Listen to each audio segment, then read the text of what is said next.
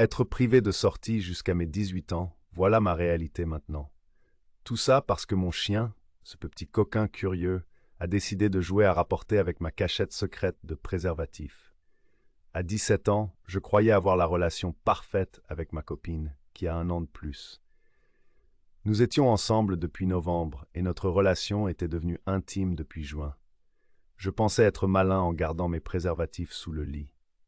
Qui penserait à chercher là, n'est-ce pas? Mais un jour ordinaire de juillet, mon chien a décidé de jouer les détectives. Il s'est faufilé sous mon lit, a trouvé la boîte et s'est précipité dans le couloir.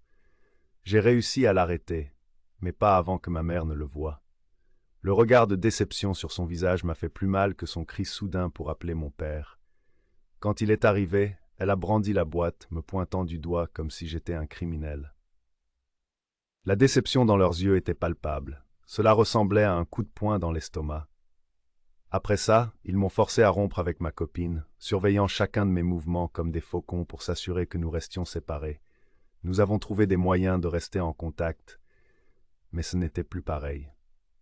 Puis, comme si cela ne suffisait pas, ils ont décidé de transformer le confinement en exercice de rapprochement familial.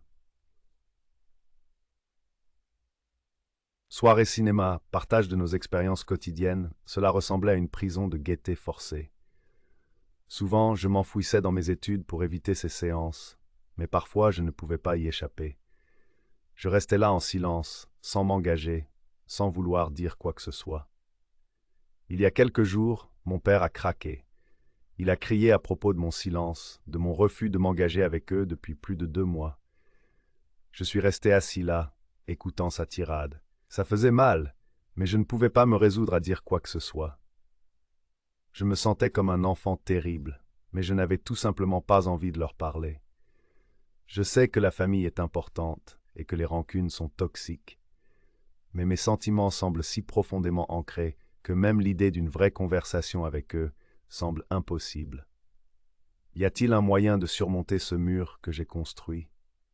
Y a-t-il un moyen de recommencer à leur parler?